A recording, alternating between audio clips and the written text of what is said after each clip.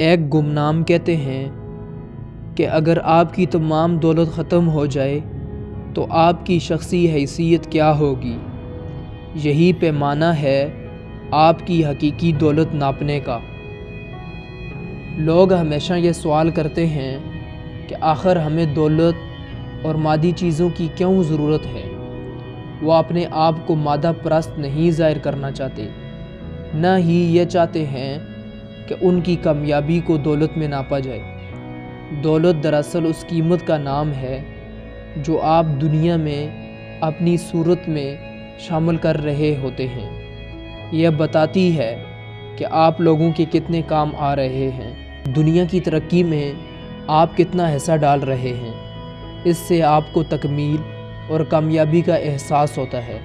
وہ جذبات جو ایک کامیاب انسان میں پائے جاتے ہیں آپ اپنے اندر محسوس کرتے ہیں۔ دولت پریشانیوں کو دور کر سکتی ہے۔ دولت کی بدولت آپ اس بارے میں پریشان نہیں ہوتے کہ آپ کو اپنے مکان کا کرایہ دینا ہے، وہ کہاں سے آئے گا۔ آپ بینک سے اپنی گاڑی کے چھن جانے کو بچا سکتے ہیں۔ اسی طرح دولت سے آپ کی وہ تمام ذمہ داریاں جو مال و زر سے وابستہ ہیں پوری کی جا سکتی ہیں۔ دولت کی فراوانی کی بدولت آپ کسی قسم کے تناؤ، پریشانی اور خوف کا شکار نہیں ہوتے۔ یہ آپ کو کامیابی کے ساتھ ساتھ سکون کا احساس بھی دلاتی ہے اور آپ کو ذہنی اور جذباتی آسودگی حاصل ہوتی ہے۔ آپ صرف محنت کرنے سے دولت مند نہیں بن سکتے، بلکہ اس کے لیے آپ کو بہتر ذہنی حالت، درست فیصلہ کرنے کی صلاحیت اور صحیح انتخاب کی ضرورت ہوتی ہے۔ اگر صرف محنت کے ذریعے دولت حاصل کی جا سکتی تو تعمیراتی کاموں میں کام کرنے والے مزدور سب سے زیادہ دولت مند ہوتے۔ وہ شخص جو تندور میں روٹیاں لگاتا ہے، جہاں روٹی تندور کی دیواروں پر ہاتھ سے لگائی جاتی ہے، وہ شاید دولت کے بستر میں سو رہا ہوتا، لیکن حالات اس کے بالکل برعکس ہیں۔ تعمیراتی کاموں میں سب سے زیادہ محنت کا کام مزدوروں سے لیا جاتا ہے اور ان کو سب سے کم پیسے ملتے ہیں، اس مستری کی نسبت جو مزدور کے مقابلے میں آسان کام کرتا ہے۔ اس کے بعد کاریگروں، ٹھیکیداروں اور آرکیٹیکٹ کی باری آتی ہے، اور سب سے آخر میں اس شخص کی جو اس تعمیر میں سرمایہ لگاتا ہے، یعنی سرمایہ دار کی۔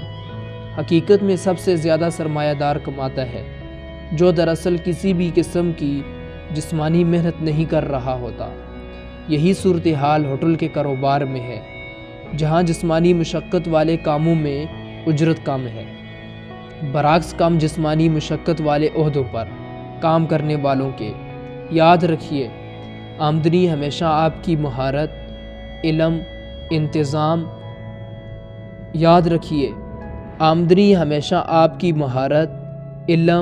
انتظامی صلاحیت اور ذمہ داری کا بوجھ اٹھانے کی قوت پر مبنی ہوتی ہے۔ آپ کی معاشی بے فکری کا دار و مدار آپ کی نفسیاتی قابلیت اور جرات پر ہوتا ہے، جس کو آپ خطرات مول لینے، درست انتخاب اور فیصلہ کرنے اور ان فیصلوں پر بروقت عمل کرنے سے ناپا جا سکتا ہے۔ سرمایہ کا درست اور صحیح جگہ استعمال آپ کی دولت میں مسلسل اضافے کا سبب بنتا ہے۔ اگر آپ اپنی آمدنی کا صرف 20% بچا لیں اور اس کو جائیداد کے کاروبار یا حصص کے بازار میں لگائیں تو جتنا جلدی آپ پیسوں کی بچت کرنا اور سرمایہ کاری کرنا شروع کریں گے، اتنا ہی جلد آپ پیسوں کے بڑھنے کا فائدہ اٹھا سکیں گے۔ بہت سے ایسے مقرر جو لوگوں کا حوصلہ بڑھاتے ہیں، وہ ہمیشہ ایک ڈاک خانے کے ملازم کی مثال دیتے ہیں جس کا نام تھیوڈور جانسن تھا۔ اس شخص نے کبھی بھی سال میں $14,000 سے زیادہ پیسے نہیں کمائے، لیکن جب وہ ریٹائر ہوا تو اس کے اکاؤنٹ میں $70 ملین تھے۔ اس نے ڈاک خانے کے لیے 18 سال کی عمر میں کام کرنا شروع کیا، اور کسی نے اسے بتایا کہ اس کو 20% آمدنی بچانی چاہیے اور سرمایہ کاری کرنی چاہیے۔ اس نے کہا اس وقت وہ مہینے کے صرف $1,000 کماتا تھا، جس میں سے کئی جگہ پیسے دینے پڑتے تھے، اور اس کے پاس ایسا کوئی طریقہ نہیں تھا جس سے وہ $200 ہر مہینے بچا کر اس سے سرمایہ کاری کر سکے۔ اس آدمی نے اس سے کہا کہ اگر حکومت اس کے آمدنی کے اوپر 20% ٹیکس عائد کرے تو پھر وہ کیا کرے گا؟ تو اس نے کہا کہ وہ روئے گا، چیخے گا، چلائے گا، لیکن آخر میں اس کو یہ ادا کرنا پڑے گا اور وہ اپنے خرچے اسی حساب سے کم کر لے گا۔ اس کو یہ بات سمجھ میں آ گئی اور اس نے ہر مہینے $200 ایک ریٹائرمنٹ فنڈ میں بطور سرمائے کے لگائے، جس کے ذریعے مختلف بانڈز اور جائیدادیں خریدی جاتی تھی۔ اس کا سرمایہ سالانہ 12% کے حساب سے بڑھنے لگا، جو کہ ہماری اوسط قومی شرح بھی ہے، اور یہ سلسلہ 65 سال تک جاری رہا۔ جب وہ 83 سال کا ہوا تو اس کے پاس $70 ملین تھے، جس میں سے اس نے 36 ملین مختلف خیراتی اداروں اور گرجا گھر کے لیے وقف کر دیے، جس سے اسے بے حد راحت حاصل ہوئی۔ اس نے اپنے بچوں کے لیے ایک خوبصورت میراث چھوڑی اور ایک مثالی کہانی ان لوگوں کے لیے چھوڑی جو ہماری طرح یہ سیکھنا چاہتے ہیں کہ ہم کیسے دولت مند بن سکتے ہیں۔ بہت سے ماہرین معاشیات آج بھی تھیوڈور جانسن کی مثال دیتے ہیں۔ لوگ اکثر کہتے ہیں کہ وہ مادیت پرست نہیں ہونا چاہتے۔ اس باب میں آپ سیکھیں گے کہ کیسے آپ کو دولت کی ضرورت ہے اور آپ کے لیے دولت کیوں ضروری ہے کہ آپ مادی چیزوں سے لطف اٹھائیں۔ اپنی مشہور کتاب the sense of getting rich میں ویٹلز ویلس یہ بتاتا ہے کہ ہمیں اپنی زندگی سے لطف کیسے اٹھانا چاہیے۔ ہمیں اس سے جسمانی، ذہنی اور روحانی طور پر مکمل انداز میں لطف اندوز ہونا چاہیے، اور ایسا کرنے کے لیے اکثر ہمیں دولت کی ضرورت ہوتی ہے تاکہ ہم ان تینوں میدانوں میں کامیاب ہو سکیں۔ دولت بنیادی طور پر قیمت کا ایک ذریعہ ہے۔ یہ ایک اشارہ ہے جو یہ بتاتا ہے کہ آپ کسی بھی میدان میں کتنی وقت رکھتے ہیں۔ تصور کیجئے کہ آپ ایک ڈاکٹر ہیں اور آپ لوگوں کی مدد کرنا چاہتے ہیں، اور ظاہر ہے کہ آپ اس کے ساتھ ساتھ اپنے پیشے کی مدد سے کچھ پیسے بھی کمانا چاہتے ہیں۔ جتنی وقت آپ کی ہوگی اتنی ہی زیادہ آپ لوگوں کی مدد کریں گے اور اتنا ہی زیادہ دولت کما سکیں گے۔ لوگوں کے پاس دولت کیوں نہیں ہوتی؟ اس سوال کا جواب یہ ہے کہ ان کا طریقہ کار غلط ہے۔ لوگوں کو تمام زندگی یہ بتایا جاتا ہے کہ دولت ایک بری چیز ہے۔ وہ اکثر ایسی فلمیں دیکھتے ہیں جس میں یہ دکھایا جاتا ہے کہ ایک دولت مند انسان شیطان ہوتا ہے۔ لوگوں کی سوچ بھی محدود ہوتی ہے۔ وہ سوچتے ہیں کہ اگر میں امیر ہو گیا تو لوگ مجھ سے نفرت کریں گے یا اپنے غریب رشتہ داروں سے دور ہو جاؤں گا، جس پر وہ برا محسوس کریں گے۔ اسٹیو ہارو ایسکر اس بارے میں تفصیل سے بات کرتا ہے۔ اس کے خیال میں ہمارے اندر ایک آلہ لگا ہوا ہے جو حد طے کرتا ہے کہ ہم کتنے پیسے کمائیں گے۔ اگر ہم اسے کتابیں پڑھنے سے، لوگوں کی دولت اور ان کی خوشحالی کے بارے میں پڑھنے سے تبدیل نہیں کریں گے تو ہم اس قابل نہیں ہوں گے کہ زیادہ پیسے کما سکیں۔ یہ آلہ دراصل ایک استعارہ ہے جو ہمارے سوچنے کے انداز کو ظاہر کرتا ہے۔ اگر آپ کو زیادہ پیسہ کمانے کا موقع ملے لیکن آپ کے سوچنے کا انداز ایسا ہے کہ آپ کم پیسہ کمانا چاہتے ہیں تو آپ خود کو ترقی سے روک لیں گے اور اپنی معاشی حیثیت کو اس مقام پر لے جائیں گے جہاں آپ کا دماغ آرام محسوس کرتا ہے۔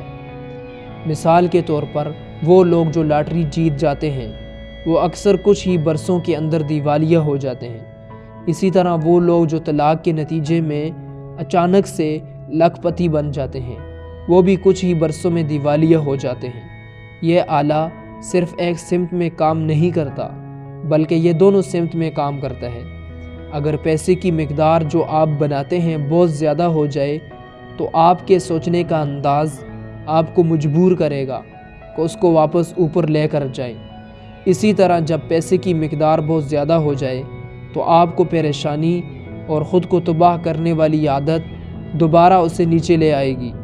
یہ خیال آپ کی بہت زیادہ مدد کرے گا کہ دولت چاہے وہ کسی بھی شکل میں ہو صرف اور صرف آپ کی اندرونی دنیا کا ایک مظہر ہے۔ آپ اپنے بارے میں اور اپنی دولت سے تعلق کے بارے میں کس طرح سے سوچتے ہیں یہ اس کو ظاہر کرتا ہے۔ دولت ایک توانائی ہے، ایک ایسی توانائی جو آپ کے اندر ہے اور آپ کے وقوع کو ظاہر کرتی ہے، اور اس کے ساتھ ساتھ آپ کے سوچنے کے انداز کو بھی۔ جیسے کہ جم رون کہتا ہے کہ اگر آپ دنیا میں لوگوں سے تمام پیسہ واپس لے لیں اور اس کو برابر برابر بانٹ دیں تو کچھ ہی برسوں میں یہ پیسہ دوبارہ انہی لوگوں کے پاس چلا جائے گا جن کے پاس یہ پہلے تھا۔ پیسے کے بارے میں ہر وقت سوچتے رہنے سے لوگ مالی طور پر بہتر نہیں ہوتے۔ آپ اپنی معاشی زندگی کے معاشی معاملات کو بہتر طور پر چلانا چاہتے ہیں تو آپ کو ایسے ماہر سے سیکھنا چاہیے جو یہ کام جانتا ہو۔ لوگ ہمیشہ کہتے ہیں کہ دولت کا حساب کتاب رکھنا ایک درد سر ہے۔ وہ اپنی دولت سے سرمایہ کاری نہیں کرنا چاہتے تاکہ وہ آزاد رہ سکیں اور صرف اپنی زندگی سے لطف اندوز ہونا چاہتے ہیں، لیکن حقیقت اس کے برعکس ہے۔ اپنی دولت کا حساب رکھنا بہت ضروری ہے۔ اپنی تمام دولت خرچ کر دینا اور باقی رہ جانے والے کچھ پیسوں کو بچا لینا صحیح طریقہ نہیں ہے۔ وارن بوفیٹ کہتا ہے، اگر آپ وہ اشیاء خریدتے ہیں جن کی آپ کو ضرورت نہیں تو جلد ہی وہ اشیاء بیچنے پر مجبور ہوں گے جن کی آپ کو ضرورت ہے۔ ایک نظریہ یہ کہتا ہے کہ اگر آپ ایسی اشیاء خریدیں جیسے مہنگی گاڑیاں، کپڑے، مہنگی جگہوں پر کھانا کھائیں اور پرتعیش انداز میں سفر کریں تو یہ آپ کے معیار کو بدل دے گا۔ آپ کا دماغ ایسا طریقہ ڈھونڈے گا جس سے آپ وہ تمام سہولتیں حاصل کر سکیں کیونکہ آپ کو ان کی عادت ہو چکی ہے۔ مثال کے طور پر اگر آپ کے پاس ایک گاڑی ہے اور کوئی شخص آپ سے وہ گاڑی لے کر کہے کہ کل سے آپ بس میں سفر کریں تو آپ کا دماغ ایک ایسا طریقہ ڈھونڈ لے گا جس کے ذریعے آپ اپنے لیے گاڑی لے سکیں کیونکہ آپ کا معیار ایک گاڑی رکھنے کا بن چکا ہے۔ دوسری طرف ایک شخص وہ ہے جو پچھلے 10 سال سے بس میں سفر کر رہا ہے۔ اس کا مطلب ہے کہ اس کا دماغ ایسا کچھ کر ہی نہیں رہا جس سے وہ گاڑی حاصل کر سکے۔ اسی طرح آپ کچھ ایسے لوگوں کو بھی جانتے ہوں گے جو فضول خرچ ہوتے ہیں اور ہمیشہ دیوالیہ رہتے ہیں۔ ان کے دماغ کبھی ایسا طریقہ نہیں ڈھونڈ پاتے جن سے وہ ان سہولیات کو حاصل کر سکیں جن کی ان کو عادت ہے۔ یہ بہت ہی پریشان کن صورت ہے کہ آخر ہمیں کب کنجوس ہونا چاہیے اور کب فراخ دلی سے خرچ کرنا چاہیے۔ اگلے صفحات میں ہم یہ نظریہ بہت ہی صاف لفظوں میں واضح کر دیں گے، لیکن پہلے ہمیں احساسوں کی مختلف مد میں تقسیم کرنے کے بارے میں سوچنا چاہیے۔ ہم تجویز کرتے ہیں کہ آپ ٹونی رابنس کے بالٹی والے نظریے کو سمجھیں۔ وہ پیسہ جو آپ بچاتے ہیں اور جو پیسہ آپ مختلف اخراجات کے لیے وقف کرتے ہیں وہ ضروری نہیں کہ اسی طرح سے ہو جیسے ٹونی رابنس نے لکھا ہے۔ ٹونی رابنس کہتا ہے کہ آپ کو 20 سے 30% ایسا بچانا چاہیے۔ اس کے بعد آپ کو 3 بالٹیاں رکھنی چاہیے اور اپنے تمام سرمایے کو مندرجہ ذیل بالٹیوں میں تقسیم کرنا چاہیے۔ نمبر 1 تحفظ کی بالٹی، نمبر 2 نشو و نما کی بالٹی، نمبر 3 خوابوں کی بالٹی۔